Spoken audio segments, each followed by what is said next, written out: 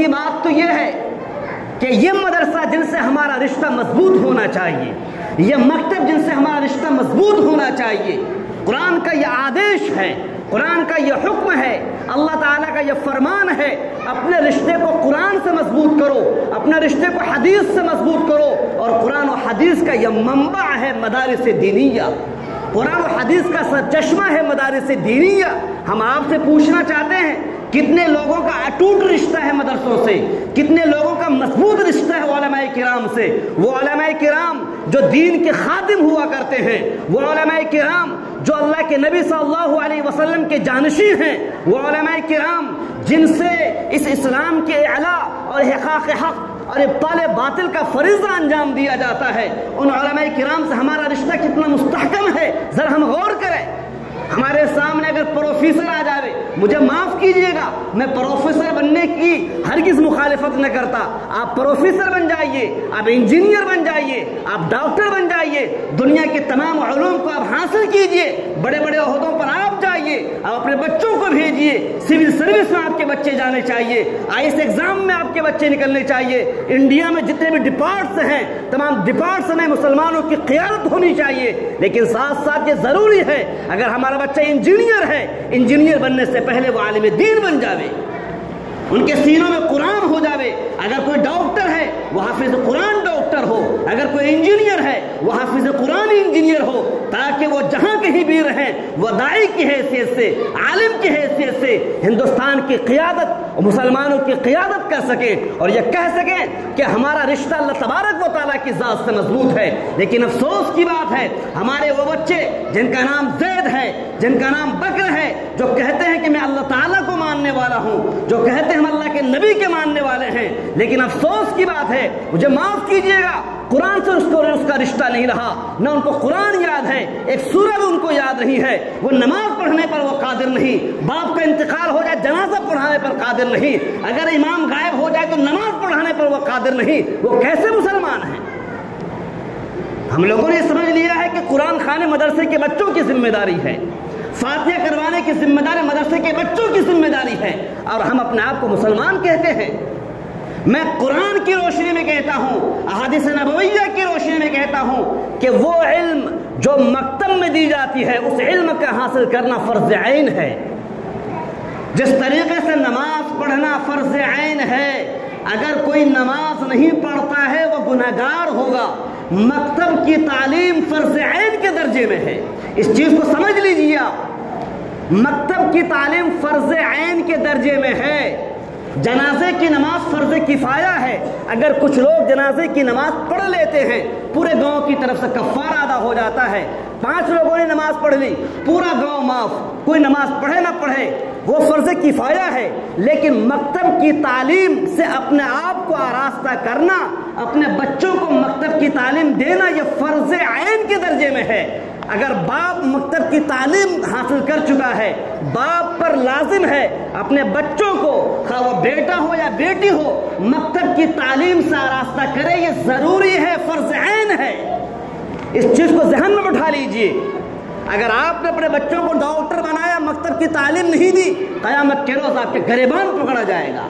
آپ نے بچوں کو انجینئر بنایا، بڑے بڑے پروفیسر، بڑے بڑے عہدوں پر ان کو فائز کیا، مکتب کی تعلیم نہیں دی، قیامت کے روز آپ کی یہ نماز، آپ کے یہ روزے جنت نہیں پہنچا سکتے ہیں۔ اسی کو حدیث شریف میں کہا گیا ہے طلب العلم فریضہ علی کل مسلم، کہ ہر مسلمان پر علم حاصل کرنا ضروری ہے، اور یہ کون سا علم ہے؟ مکتب کا علم ہے۔ حضرت مولانا خالد سیف اللہ دامت برکاتہم صاف فرماتے ہیں، اور یہی بات حضرت مولانا علی میاں رحمۃ اللہ علیہ فرمایا کرتے تھے، حضرت مولانا ولی رحمانی فرمایا کرتے تھے کہ مکتب کا جال بچھا دیا جائے، اگر مکتب سے اپنے بچوں کو دور کریں گے یہ سوچ کر کہ مکتب میں بچوں کو پڑھانا غریبوں کا کام ہے، مدرسوں میں بچوں کا پڑھانا غریبوں کا کام ہے، تو یاد رہے اور لوگوں، یاد رہے مالداروں، یاد رہے پیسے والوں، قسم بخدا آپ کے بچوں کا ایمان ان کے سینوں سے نکل جائے گا، وہ ارتداد کے شکار ہو جائیں گے، وہ نام کے زید بکر رہیں گے لیکن وہ حقیقت کے اعتبار سے وہ کافر ہو کر مریں گے اس دنیا سے۔ آج کیا ہو رہا ہے؟ ارتداد کی فضا عام ہو چکی ہے، शकील बिन हनीफ जैसा नामी शख्स वो अपने दीन को फैलाने की कोशिश कर रहा है। वो कहता है मैं नबी हूँ, वो कहता है मैं ईसा हूँ, वो कहता है मैं महदी हूँ। और ये काम वो शकील बिन हनीफ जिस तरीके से हम तबलीगी हजरात अल्लाह और उसके रसूल के पैगाम को आम कर रहे हैं, ये शकील बिन हनीफ एक फितना है। वो कहता है कि मैं अल्लाह का नबी हूँ, मैं अल्लाह का नबी ईसा हूँ, मैं अल्लाह के नबी मोहम्मद हूँ, मैं अल्लाह का नबी महदी हूँ। ये तमाम वो पैगामात हैं जो शकील बिन हनीफ, ये मुआसरीन और ये आसरी तबका जो स्कूलों में तालीम हासिल कर रहा है, जो कॉलेजेस में तालीम हासिल कर रहा है, जो यूनिवर्सिटियों में तालीम हासिल कर रहा है, शकील बिन हनीफ ऐसे स्कूलों के बच्चों के पास जाता है और कहता है कि मुझे मानो। चुनांचे उसने इस्लाम का नाम बदल दिया, नमाज की शक्ल बदल दी, रोजे की शक्ल बदल दी, और ये बेचारे जो स्कूलों में तालीम हासिल करते हैं वो उन पर ईमान ले आते हैं। कहाँ गए आपके बच्चे? क्या यही बच्चा जिन पर आप भरोसा करते हो, जिनकी खातिर आप अल्लाह को फरामोश करते हो, जिनकी खातिर आप अल्लाह को नाराज करते हो, उन बच्चों ने अपना ईमान बेच डाला है।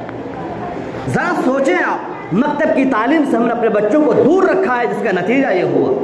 मकतब की तालीम, मुझे माफ़ कीजिएगा, अगर मेरा बेटा कोचिंग में तालीम हासिल करता है, अगर मेरा बेटा किसी से ट्यूशन पढ़ता है, हमारे इलाके में लोग अपने बच्चों को, छोटे छोटे बच्चों को तालीम देते हैं, अंग्रेज़ी की तालीम पढ़ाते हैं, अंग्रेज़ी का ट्यूशन देते हैं, 500 रुपये खर्च करते हैं, लेकिन मकतब की तालीम पर उन्हें 200 रुपये खर्च करने की तौफीक नहीं मिलती है।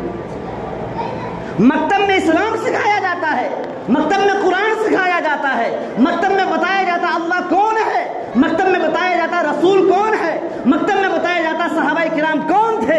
ये मकतब में बताया जाता है, स्कूलों में नहीं बताया जाता है। मैं फिर से ये बात कह रहा हूँ, स्कूलों में पढ़ाओ अपने बच्चों को, मैं मना नहीं करता। कुरान कहता है पढ़ाओ अपने बच्चों को, मैं मना नहीं करता।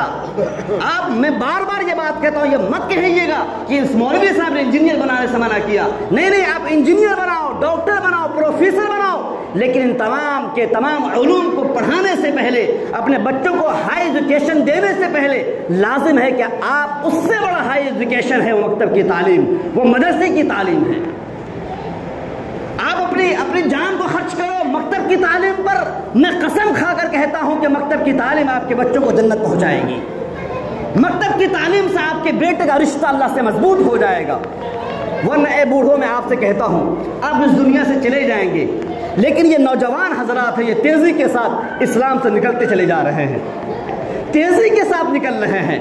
ऐसे मौके पर मदारिस दीनिया ही इन नौजवानों की हिफाजत करेंगे, ये उलमाए किराम ही इन नौजवानों की हिफाजत करेंगे। कितने नौजवान यहाँ पर बैठे हुए हैं जिन्हें कुरान फरफर कुरान पढ़ना आता हो, नहीं है ऐसे नौजवान, लेकिन वहीं पर अंग्रेजी फरफर बोलते हैं। क्या हमें अल्लाह के नबी से मोहब्बत है? हम कुरान नहीं पढ़ पाते, हम कहते हैं हम अल्लाह के नबी से मोहब्बत करते हैं। हमें बाल कटाने की जरूरत पेश आए, हम नाई के पास, हज्जाम के पास दौड़ते हैं, हमारी चप्पल टूट जाती है, हम जाते हैं जो मोची हुआ करता उनके पास जाते हैं। लेकिन अगर हमें कुरान नहीं आता है तो हमें अपने उलमा के पास जाने में शर्म आती है। कुरान अल्लाह की किताब है, कुरान अल्लाह का कलाम है, अल्लाह को खुशी महसूस होगी। मेरा ये नौजवान, मेरा ये बूढ़ा किस तरह से ये उलमाए किराम से जुड़ करके कुरान सीखने की कोशिश कर रहा है। अल्लाह आपसे खुश होंगे, रहमतों का नुज़ूल होगा। लिहाजा मेरे अजीज दोस्तों, आपको ये आज़्म करना पड़ेगा कि मदारिस दीनिया की हिफाजत करो, मकातिब दीनिया का जाल बिछाओ, और मकातिब दीनिया में, मदारिस इस्लामिया में पढ़ने वाले बच्चे जो होते हैं, खा आपका बच्चा हो या किसी और का बच्चा हो, उन बच्चों पर खर्च करो ये सोचकर, इंशाअल्लाह यही पैसे हमें जन्नत पहुंचाएंगे, यही बच्चे हमें जन्नत पहुंचाएंगे। जो बेटा आपका हाफिज कुरान हो उनका एहतराम करो, जो बेटा आपका आलिम दीन हो उनका एहतराम करो। लेकिन अफसोस तो ये होता है, अगर हमारे पास दो बेटे हैं, एक इंजीनियर है, एक आलिम दीन है, एक मुफ्ती है, इंजीनियर का एहतराम किया जाता है, बार बार लोगों के सामने बताया जाता है मेरा बेटा इंजीनियर है, लेकिन कभी भी आपका सीना चौड़ा नहीं होता ये कह करके मेरा बेटा आलिम दीन है, मेरा बेटा मुफ्ती है, मेरा बेटा हाफिज है। क्यों नहीं? आपको शर्म आती है? हमारे अल्लाह के नबी से ये मोहब्बत, उनके कलाम से हमें नफरत हो गई, क्या जवाब देंगे क़यामत के रोज हम? आज हमने अपने बच्चों को मकतब से दूर रखा, मदरसे से दूर रखा, नशे के आदी हो चुके हैं आपके बच्चे, नशे के आदी हो چکی ہیں آپ کے بچے، ان کا سینہ خراب ہو گیا، ان کا بھیجا خراب ہو گیا، ان کا دماغ خراب ہو گیا۔ یہ نوجوان جن کو کہ اللہ تبارک و تعالیٰ نے اسلام کے لیے پیدا کیا تھا، ان نوجوانوں کی کیا حالت ہو گئی ہے؟ کون اس کی حفاظت کریں گے؟ کیونکہ ہمارے ماں باپ نے تو ہمارے بچوں کے سامنے تمباکو کھانا شروع کیا۔ اپنے بچوں کو کہتے جاؤ تمباکو لے کر کے آؤ، جاؤ سرتی لے کر کے آؤ، جاؤ فلاں نشہ آور چیزیں لے کر کے آؤ۔ اپنے بچوں سے یہ کام کرواتے ہیں، کل یہ بچہ اسی چیز کے عادی ہو جاتے ہیں۔ چنانچہ چھوٹے چھوٹے بچے جو نابالغ ہوتے ہیں، بچے ہوتے ہیں، وہ بھی نشے کے عادی ہو چکے ہیں۔ اس کے ذمہ دار کون ہیں؟ یہ گناہ کبیرہ کے لوگ شکار ہو چکے ہیں۔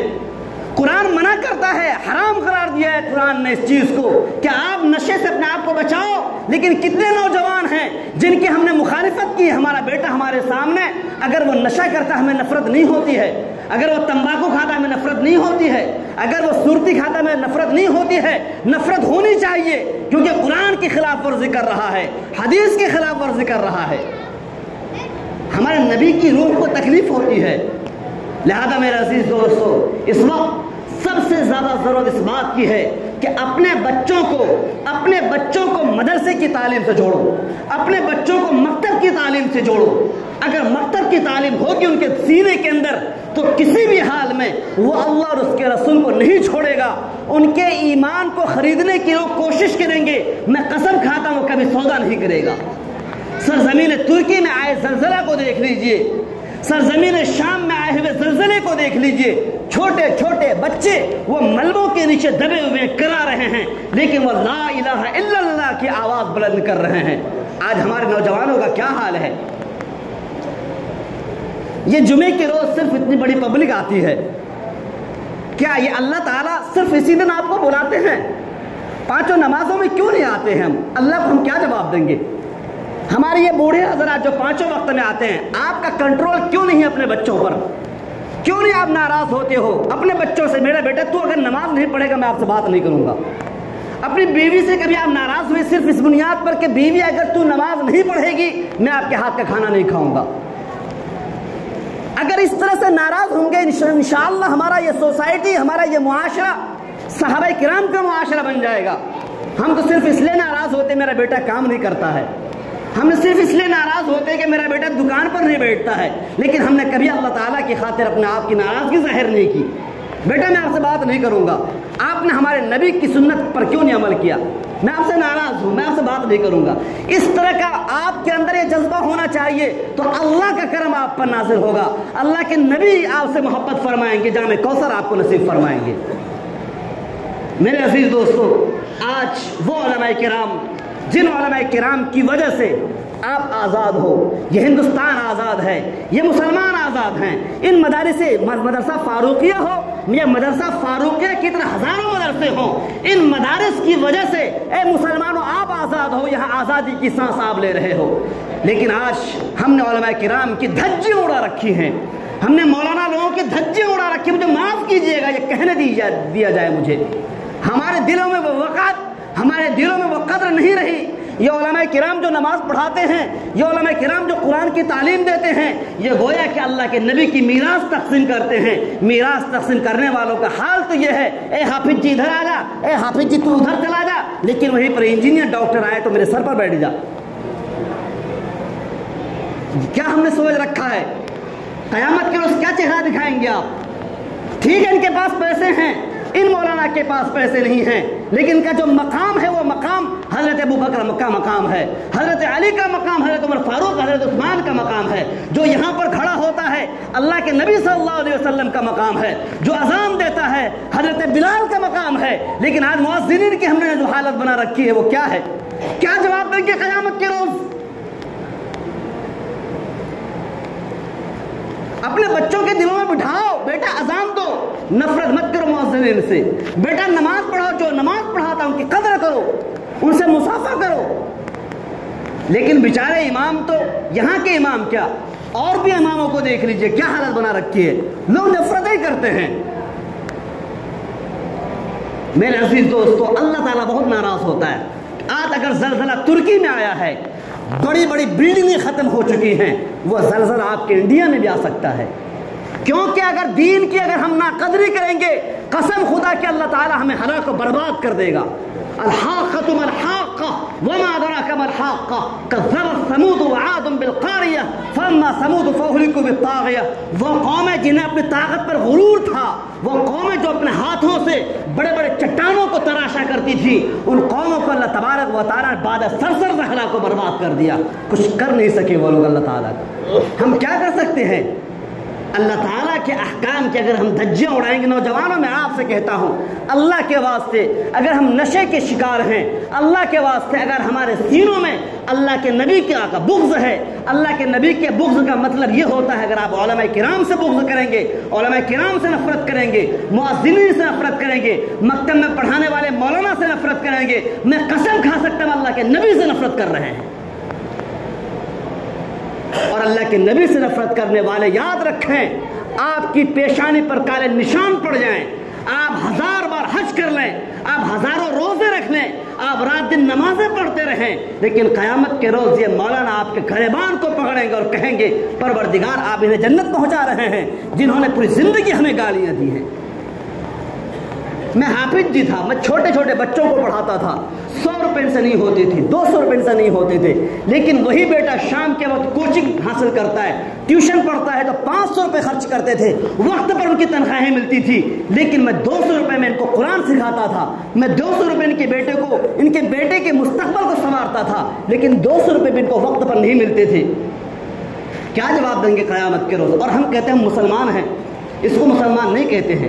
لہذا میرے عزیز دوستو، اگر آپ کو قرآن پڑھنا نہیں آتا ہے تو آپ اپنے علماء کرام سے رابطہ کریں۔ آپ بوڑھے ہیں تو نہ شرمائیں، جب آپ نائی کے پاس جاتے ہوئے نہیں شرماتے ہیں، موچی کے پاس جاتے ہوئے نہیں شرماتے ہیں، ان علماء کرام کے پاس آتے ہوئے مت شرمائیے، ان سے کہیے، ہاتھ جوڑیے، ان سے کہیے کہ مجھے قرآن سکھا دیجئے، جو قرآن اللہ کا کلام ہے۔ اگر آپ قرآن پڑھیں گے اللہ کی رحمتوں کا نزول ہوگا، گھر ماں باپ کے جھگڑے ختم ہوں گے، بال بچوں کے جھگڑے ختم ہوں گے۔